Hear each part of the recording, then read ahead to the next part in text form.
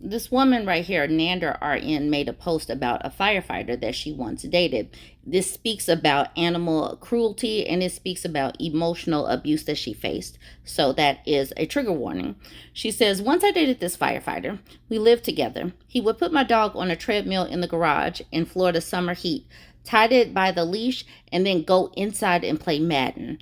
What's worse is he would tie a frisbee to the front, his favorite frisbee that I played with him at the park across the street with. I kept telling him to stop doing that. It's not safe.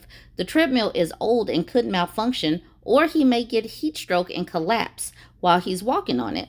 He said okay, but I came home early from a shift to find my dog panting and exhausted on the treadmill, chasing his favorite toy, all because this man thought it would help beef him up since he was half pit, half mastiff. I was pissed. Took him off, took him inside, got him water, and didn't say a word. Then the next morning, he left before sunrise to work a 24-hour shift at the fire department 2 counties over. As soon as his dusty butt was out the driveway, I cooked a nice steak and got the Phillips head screwdriver and electrical tape and went to the garage and unscrewed the electrical panel, snipped every wire, taped enough back to make it not obvious, and screwed it back together. My dog ate the steak next to me while I did it. By the way, he claimed to be a high value man and was very pissed. He was very pissed when he found out I moved out and started dating someone else that I met in nursing school, which is ironic because he told me I'd never get into nursing school, especially not a master's program because my grades weren't high enough, and that I should just settle for a CNA. But guess who made honors? Me. Then the same guy who dated me for 6 years, then got me pregnant and took me to a termination clinic for the ultrasound, then played Madden the entire time I grieved a miscarriage. So after I moved out, this man kept showing up at my door to give me junk mail, looking sorry and desperate as hell. Mind you, he also used to not let me check the mail in. It says cotton shirts, but she meant to say cotton shorts. She explains later in the comments that he was controlling and emotionally abusive. So she couldn't check the mail in cotton shorts. Anyways, he had come over. He sat on my couch and tried to hug my dog, and my pup tried to bite him in the effing face. Ha! The same dog who was valedictorian of his puppy training classes. He knew what was up. I couldn't help but laugh. I asked him to leave. We never spoke again. So Carfish is asking her to explain, like, you couldn't check the mail in your cotton shirts. She's like, happy to explain. That was a typo for cotton shirts. She meant cotton shorts. And then she says he was a controlling, emotionally and verbally abusive man. And then Boss Lady Madison says, how terrible. Glad your dog was okay and you got out of there. Did he make you abort the baby or did you end up miscarrying shortly after that? And to that, she answers, the doctor told me it was a blighted ovum, so it wasn't ever going to be successful. But he had tried to pressure me into terminating and said I wasn't good mom material and wasn't in a good spot. We had a house in a good area across from a park and both worked full time, so we were doing fine. I was applying to nursing school and he told me I was too dumb to get in. I lost every bit of respect I had for him left, and it was a final wake up call that it was time to go. And then Sophia says, if I came home and saw that situation going on with my dog, let's just say they would never find the body. So Nander is, she's telling this story, and maybe she's not telling all of the story in sequential order, or maybe she's not the best storyteller. I don't know. But what she is talking about, she's having this experience with this man who's doing things, and she's saying that he's emotionally abusive and controlling, and obviously he's doing abusive things with the dog, and she's trying to get him to stop. But then people are jumping into the comment section and mostly victim blaming. And this is one of the main reasons why I try to have the kind of comment section that I have. Because when you have people that jump in and are just mean spirited when folks are telling your story, it would stop the next person from telling the story or sharing their experiences. That's the reason why she made this comment right here. Some of you have never been in an abusive relationship and it shows.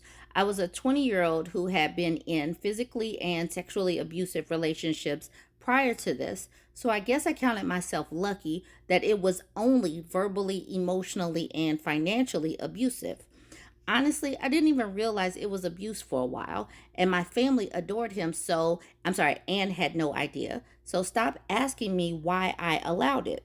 And this is the reason why I ask us to give women grace, because we really don't know the experiences of people. Some people really have no baseline of what abuse is. And that's the reason why I share these stories so that people can say, that's abuse. Because sometimes people believe that it has to hurt to be abused, like it has to be physical to be abused. Some people do not understand that emotional abuse is a thing and financial abuse is a thing. They really don't know. And so you really do stop people from sharing their experiences when you shame them for not knowing, when you victim blame the victims, even though the men's behavior or the perp's behavior is solely and squarely on them and not the victim.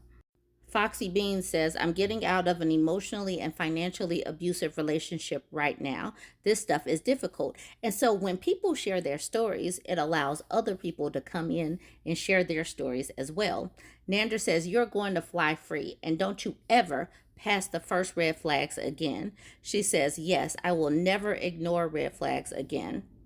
Intergalactic says, you've totally got this. You're strong as hell, and it's going to be the best thing you've ever done for yourself. She says, for everyone asking about the doggy, his name was Kane. This was probably 17 years ago. When we left, he had a very spoiled life. When I met my husband and he spoiled him, I knew he was the one. Unfortunately, 4 years ago, Kane got a brain tumor. We opted for in-home hospice with in-home euthanasia, and he passed very comfortably, surrounded by family in his own bed with his favorite ball. So that is the life of Kane.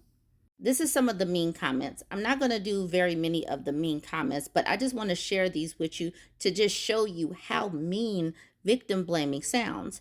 Too Far Too Fast says, you sound dumb. You was with him for 6 years and he did all that, but the dog was the straw that broke your back, huh? Laughing my effing butt off. And she says, no, I don't. And you're probably just as abusive as him. Like, why was that even necessary? And then Abby Zent says, yep, abusers always stand for other people.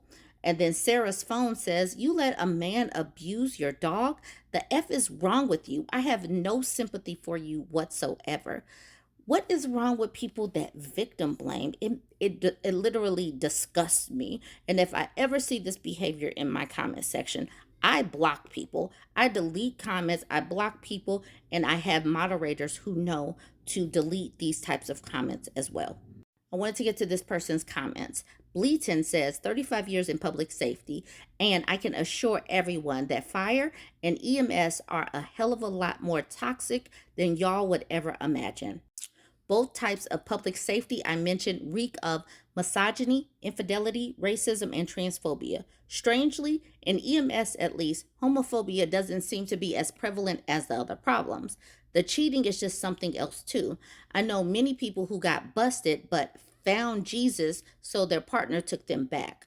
Quite a few found him multiple times. One in particular knows his wife has low self-esteem, so he uses it to his advantage.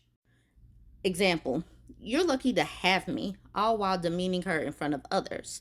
The women aren't immune from cheating on their partners either, mind you.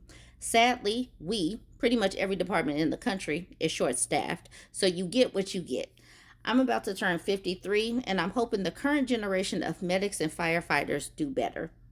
Grimly says, so true. My brother works as a paramedic. Not sure how when the police threw him out for drunk driving.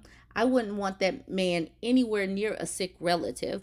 Those jobs attract men with a savior complex, narcissistic and cruel. So I'm just putting this out there that these people have had experiences with those types. And so I know that people are going to run to the comments to talk about their experiences, because that's what happens when we talk about don't date these types. So firefighters and EMSs have a savior complex and can be cruel despite working with the public. So join the conversation. Let me know what you think about all of this, all of it. Don't forget to like, comment, and share.